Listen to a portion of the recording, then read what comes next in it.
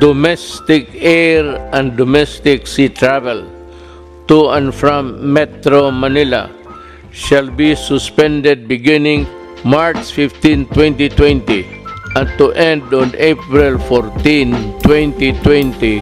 As of April 2, 2020, the Philippines declares a nationwide health emergency as the coronavirus spreads throughout the country.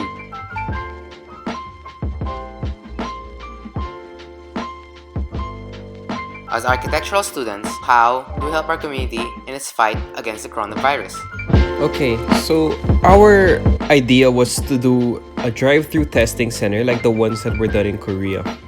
So our idea was to set up our first option was to set up tents on these testing centers that would allow us to properly conduct our research and our testing while under shelter. And these would be set up in open areas such as parking lots and festival grounds, and it would be located in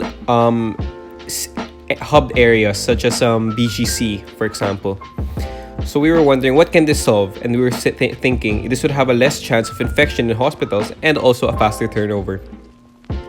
However, our limitations when we came to it was it would cost quite a bit to set up the system, and there would be traffic control. Because thinking about it, there were too little open areas in Manila especially, and it would cost more to set up an entire infrastructure for medicine inside under a tent.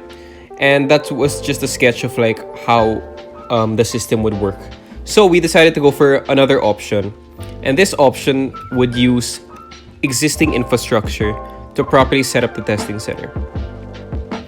So what we realized was when setting up the infrastructure, we need to use what we already have, which is parkways and parking lots that already can sustain the traffic that will be used when going through these testing centers. So we decided to use existing locations. So we're wondering, office parking or mall parking, because most of these areas are gonna be in city areas. So if we're gonna test as many people as we can, it has to be in main hubs. So this is a floor plan of the Molito Mall drive-through scheme, which is a mall down here in Muntinlupa.